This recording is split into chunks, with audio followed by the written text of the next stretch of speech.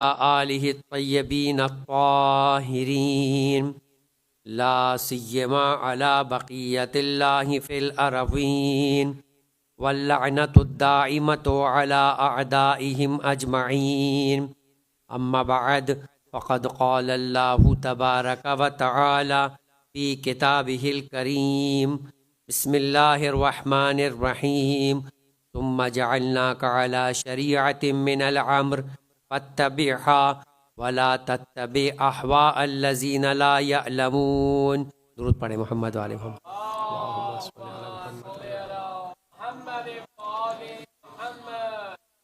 عزیزان محترم، آپ کی خدمت میں احکامات شرعیہ کے عنوان سے ماہ رمضان المبارک میں ان گروہوں کے لیے گفتگو کی جا رہی تھی کہ جن کے لیے روزہ رکھنا یا تو معاف ہے، اس اعتبار سے کہ اس روزے کی قضا بھی ان کی ذمہ داری نہیں ہے، صرف ایک مطعم دینا ہے، یا کم سے کم ماہ رمضان میں انہیں روزہ نہیں رکھنا اور پھر اس کے بعد ان کو ان روزوں کی قضا بھی کرنی ہے اور بالآخر ایک مطعم بھی دینا ہے۔ گفتگو ہماری ہو چکی تھی کہ وہ افراد کے جو عمر کے اس حصے میں پہنچ چکے کہ جن کے لیے روزہ رکھنا یا تو مشقت کا باعث ہے، زحمت ہے بہت زیادہ، تکلیف ہے اپنی عمر کے اعتبار سے، یا پھر عمر کے اس حصے میں ہے کہ جب اب ان کے لیے روزہ رکھنا ہی ممکن نہیں رہا۔ اس گروہ کی دونوں صورتوں کے اعتبار سے ہماری گفتگو پیش کی جا چکی۔ اس کے بعد اگلا گروہ جو تھا جس کا ایک عنوان دیا گیا تھا ذوالعطاش، یعنی وہ افراد کہ جن کے لیے پیاس کو برداشت کرنا ایک بیماری کے طور پر ناممکن ہے یا بہت زیادہ زحمت کا باعث بن جایا کرتا ہے۔ کام ان کا ایسا نہیں ہے۔ ایک مرتبہ تو موسم کی صورتحال، اسپیشلی یہاں پہ رہنے والے افراد جو گلف کنٹریز کے اندر یہ جو گرم علاقے ہیں جن کی گرمی خود اپنی جگہ ایک مثال ہے، اگر دنیا کے اندر گاڑیاں بھی بنتی ہیں تو ان علاقوں کے اعتبار سے الگ انداز کی بنتی ہے۔ یہاں پر گرمی اس پیک پہ پہنچ جاتی ہے کہ عام حالات میں بھی اگر کوئی گھر سے باہر نکلے تو شاید اس کے لیے کبھی ایسی صورتحال بن جائے کہ پیاس کو برداشت کرنا ناقابل برداشت ہو جائے، تو ایسی صورت میں حکم تبدیل ہو جائے گا۔ یہ حکم صرف بیماری کی وجہ سے نہیں ہوگا بلکہ وہ اس انداز سے موسم کی گرمی کا شکار ہو گیا۔ اچھا، اس کے اندر ممکن ہے کہ ایج کے اعتبار سے فرق ہو، فرد کے اعتبار سے اس کی اپنی جسمانی کیفیت میں فرق ہو، بچے اسکول جاتے ہیں، بالغ ہو جاتے ہیں۔ میں نے کل بھی آپ سے کہا کہ بعض حالات میں تو ماں باپ اس قدر عاطفیت، مہربانی اور شفقت جو بچے کو اسپوائل کر دینے کے لیے ہوتی ہے، یعنی بچہ خود اگر ہمت کرتا ہے تو کر سکتا ہے، آپ بچے کو سپورٹ کریں، ان کے لیے ایسا ماحول بنا دیں کہ جس طریقے سے اس وقت ماحول بنایا جاتا ہے جب اسے پہلا یا دوسرا روزہ رکھنا ہوتا ہے۔ آپ گود میں لے لے کے مارکیٹس میں اسے گھومتے ہیں، مختلف کھلونے دلایا کرتے ہیں، مختلف طریقے سے کوشش میں لگے رہتے ہیں کہ آپ کا ٹارگٹ پورا ہو جائے۔ وہ ٹارگٹ اس کا نہیں ہوتا، وہ ہمارا ٹارگٹ ہوتا ہے جو ہم اپنے خاندان میں خوشی کا اظہار کرنا چاہتے ہیں کہ ہمارے بچے نے پہلا روزہ رکھ لیا۔ لیکن ابھی تو یہ روزہ رکھنا اس کے لیے شاید مستحب بھی نہیں بنتا، مگر ہماری طرف سے اتنی تگودو ہوتی ہے۔ لیکن جب خدا خود اس بچے کو ذمہ دار قرار دیتا ہے اور اب اس پر روزہ فرض ہو جاتا ہے تو ہم خود اس کی پیٹھ کو تھپکپاتے ہوئے نظر آتے، کوئی بات نہیں بیٹا، ان روزوں کے رکھنے کے لیے تو بڑی عمر پڑی ہے، اور اس انداز سے اس کے واجب روزے کو ضائع کر دیا کرتے ہیں۔ اچھا، یہ مثال فقط روزے میں نہیں، یہ ہمیں نمازوں میں بھی نظر آتی۔ فجر کے موقع پر اگر بچہ اٹھنا بھی چاہے تو نہیں، ابھی تمہارے امتحانات ہو رہے، سو جاؤ، آگے ظہر اور عصر کی نماز ہے، یا بعد میں قضا کر کے پڑھ لینا۔ اسی طریقے سے اگر بچہ داڑھی رکھنا چاہے، بالغ ہو جائے تو وہاں خاندان مانے آ جایا کرتا ہے، بچی حجاب کرنا چاہے تو اس کے لیے مانے بن جایا کرتے ہیں۔ یہ ساری صورتحال وہ ہے کہ عجیب روایت ہے، مستدرک الوسائل کے اندر ایک روایت ہے، فرمایا نے ویل ویل لاولاد آخر زمان۔ عجیب جملہ ہے یہ ویل کا لفظ، ویل لکل ہمزۃ لمزہ کی تفسیر میں جا کے دیکھیے گا کہ ویل جہنم کے ایک خاص سخت ترین عذاب کا نام ہے جس سے اہل جہنم بھی پناہ مانگیں گے، اور وہ لفظ پیغمبر نے استعمال کیا، ویل لاولاد آخر زمان۔ اور تعجب تو یہ کہ ابھی روایت کا یہ فقط آپ سمجھے کہ 1/5 حصہ ہے۔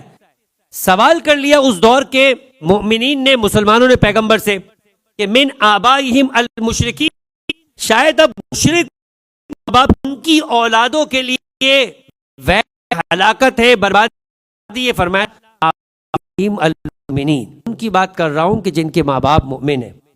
और सिलसिला है पूरा रिवायत का जिसमें बयान किया गया कि क्यों वैल है, फरमाया इसलिए कि वो औलादे मेरी शरीयत और मेरी सुन्नत का इल्म हासिल करने से रोक दी जाएगी। और रिवायत के आखिरी आगे अल्फाज है कि वो चाहते होंगे कि हासिल करें मगर उनके माँ बाप माने जाएंगे। और आखिर में बेजार हूं, अच्छा मैं उनसे बेजार हूं, ये हक है पैगंबर का, मगर आखिर में जुमला ये कि वो भी मुझसे बेजार है, वो भी मुझसे बेजार है। खुलासा ये कि दीन के सिलसिले में अमल करने के लिए हम वालिदैन की जिम्मेदारी के लिए अपनी औलाद के लिए सपोर्टेड माहौल बनाए, उनकी हिम्मत बढ़ाए और उनकी इस मुश्किल के वक्त के अंदर उनका साथ दे ताकि बात पे अमल करने की। फिर आखिर बात हो रही थी कि अगर कभी मौसम इतना शदीद हो जाए कि किसी के लिए खास हालत के अंदर मुश्किल हो जाए, वहां हुक्म अलग है कि आम हालात में हर एक का मसला है कि अगर किसी तरह से कोई बीमारी है, कोई नकाहत है, कोई ऐसी कमजोरी कि जिसमें रोजा रखना मुश्किल नहीं है, तो हज के लिए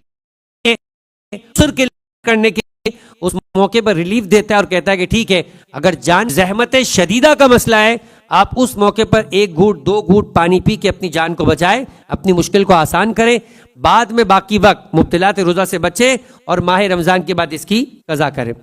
तो ये गुफ्तगू थी आम हालात में। लेकिन अगर कोई प्यास की बीमारी मुब्तला है, ऐसी प्यास जो नाकाबिले बर्दाश्त, साल के 365 दिन वो ऐसी प्यास से मुब्तला रहता है, नहीं रख सकता रोजा, हर आधे घंटे में उसे पानी पीना जरूरी है, अगर ऐसी सूरत हाल है तो फरमाया कि अगर मशक्कत है, जहमत है, लेकिन ये जहमत आम आदमी से बर्दाश्त नहीं हो सकती, शरीयत ये कहती कि ठीक है ये शख्स हर रोजे के बदले एक मुत्ताम देगा, और अगर माह रमजान के बाद किसी वक्त सेहतियाब भी हो जाता है तब भी वाजिब नहीं है कि रोजों की कज़ा करे, अलबत्ता बेहतर है कि रोजे की कज़ा कर ले। लेकिन अगर कोई ऐसा प्यासा है जिसके लिए यकसर मुमकिन ही नहीं है रोजा रखना, मशक्कत के साथ भी मुमकिन नहीं है, फरमाया भी ये तकलीफ माला युता के इस पर असलन रोजे की तकलीफ ही नहीं है, इसे एक मुत्ताम देने की भी जरूरत नहीं। ये चैप्टर और ये बातें कल तक हो चुकी, उसका फकत एक रिवीजन था। अब आइए अगला ग्रोह, ये भी हमारे माशरे का आजकल के एतबार से, तो अगर हम तनासुब की बात करें तो प्रोपोर्शंस के एतबार से तो ये तबका अब मर्दों के मुकाबले में ज्यादा पाया जाता खवातीन का। और मैं आज रिवायात देख रहा था इस एतबार से कि आम तौर पे मर्द और खवातीन के दरमियान मुख्तलिफ एतबार से जो आजकल का माशरा और मीडिया है वो एक को दूसरे पर बढ़ाने के लिए कोशिशें करता हुआ नजर आता है, जबकि शरीयत के एतबार से तो अजीब, कुरान मजीद की सूरह बारह के नहल की आयत है कि मन अमिला सालिहन मिन ज़करिन औ उनसा, अमल सालेह अंजाम देने के एतबार से मर्द और औरत में कोई फर्क नहीं, परवरदिगार आलम हर एक को उसके नेक अमल की जजा देगा। बल्कि अगर अपॉर्चुनिटीज की बात की जाए तो रिवायात के अंदर खवातीन के लिए तो बहुत ज्यादा अपॉर्चुनिटीज है इबादत करने के लिए और नेकियां कमाने के लिए। शादी करने के बाद हिंदू पाक के माशरे को छोड़ दीजिए, यहां तो बहुत सारी चीजें अपनी बनाई हुई जिसे शरीयत का रूप दे दिया जाता है और सोचा जाता है कि ये शायद दुनिया के अंदर सबसे ज्यादा इस्लाम से करीब या मुसलमानों का एक्चुअल माहौल है, जबकि ऐसा नहीं। शायद बहुत सारी चीजों में जिस वेस्टर्न दुनिया की हम मजम्मत कर रहे होते हैं वो बहुत सारी चीजों में इस्लाम से करीब है। अमानतदारी की बात कीजिए, सफाई की बात कीजिए, पड़ोसियों के हुकूक की बात कीजिए, हत्ता के इंसानों के हुकूक की बात भी कीजिए, तो बहुत सारी चीजों में शायद उन्होंने हमसे ही ली है, लेकिन हमसे ज्यादा अमल करने वाले और हमसे ज्यादा इसके पाबंद है। लेकिन हमारे यहां पर बहुत सारी चीजें अपने रिवाज की, अपने माशरे की बनाई हुई और उसी तरह से फैमिली सेटअप चलते हैं। हमारी परंपरा तो यही है, हमारी रिवायत तो यही है, हमारी सकाफत तो यही है। ये वो चीजें नहीं है अज़ीज़ान मोहतरम कि जो हमारी होने से इस्लाम की बन जाएगी। शादी होकर आई तो आने के बाद पुराने बुजुर्गों के दरमियान जुमला था कि अब यहां तो डोली गई है, अब ताबूत ही वापस पलटेगा। ये इस्लाम का रिवाज नहीं है अज़ीज़ान मोहतरम। इस्लाम ने जिस तरीके से तलाक मर्द के लिए एक उसका हक है, इसी तरीके से औरत के लिए भी मांगना भी उसका हक करार दिया है। तलाक वाहिद वो चीज है जो किसी मौके पर भी हराम नहीं। तलाक वाहिद ऐसी चीज है जो किसी मौके पर भी हराम नहीं। जिस तरीके से तलाक देना इंतहाई मकरू अमल है, तलाक देना मुस्तहब भी है, तलाक देना वाजिब भी है। تو باقاعدہ ان احکامات کے ذریعے سے شریعت نے انسان کو دونوں طرف حق دیا ہے. عورت اپنے نکاح کے موقع پر شرط کر سکتی ہے طلاق کے حق کو لینے کے لیے. یہ ساری چیزیں اسلام نے بتائی ہے تاکہ دو طرفہ حقوق کی بات کی جائے، دونوں طرفہ کے اعتبار سے اپنی اپنی ذمہ داری کو جانچا جائے. تو اگر مرد کے لیے کہا کہ وہ گھر کے اندر اپنے اہل و عیال کے ساتھ رہے، اب یہ روایت سنیے گا، گھر میں اگر مرد جو مرد ہونے کا ذمہ داری یا مردانگی یہ سمجھتا ہے کہ گھر میں وقت کم گزارے، اچھا وہ گھر میں وقت گزارے تو ساتھ کے دوست وغیرہ اس کو زن مرید کہنا شروع کر دیتے. پیغمبر فرماتے کہ وہ مرد جو اپنے گھر والوں کے ساتھ وقت گزارے، اس وقت گزارنے کا ثواب مسجد نبوی میں اعتکاف کرنے سے زیادہ ہے. مسجد نبوی میں اعتکاف کرنے سے زیادہ ثواب ہے اگر مرد اپنے اہل و عیال کے ساتھ وقت گزارے. دوسری طرف ہمیں نظر آتا ہے کہ جو ابھی ہم مسائل بھی آئیں گے وہ یہ کہ خاتون جب حمل سے ہوتی ہے یا دودھ پلاتی ہے تو روایتوں کے مطابق جو ثواب بیان کیا گیا، امالی صدوق میں فرماتے ہیں،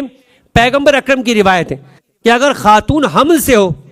تو ہر روز سارا دن نماز پڑھنے اور ساری رات روزہ رکھنے کا ثواب حاصل کرتی ہے. یعنی مکمل یہ 9 مہینے کی بات ہو رہی ہے. یہ فقط اس وقت کی بات نہیں ہو رہی ہے کہ جس وقت ڈیلیوری ہو کے بچہ دنیا میں آ رہا ہے، نہیں، یہ مکمل 9 مہینے پروردگار عالم اسے صائم النہار اور قائم اللیل کا ثواب دیا کرتا ہے. کہا جب یہ بچے کو دودھ پلاتی، یہ دودھ پلانا واجب نہیں،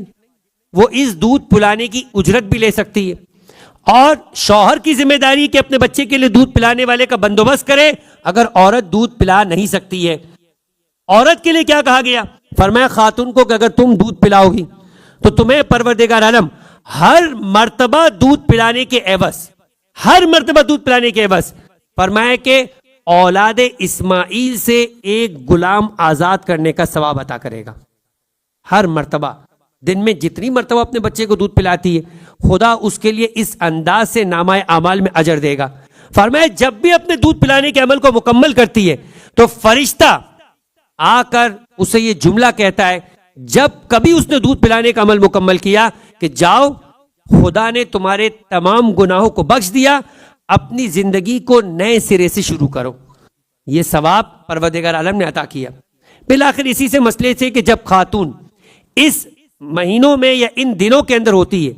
تو اس کے لیے روزہ رکھنا بعض اوقات دشوار ہو جاتا ہے. کبھی اپنی وجہ سے، اپنی صحت ایسی ہو جاتی، اور کبھی بچے کی وجہ سے ڈاکٹر کہتا ہے کہ بچے پہ ایفیکٹ کرے گا. دونوں صورتوں میں چاہے اپنے لیے مشکل ہو رہا ہو چاہے بچے کے لیے مشکل ہو رہا ہو، کہا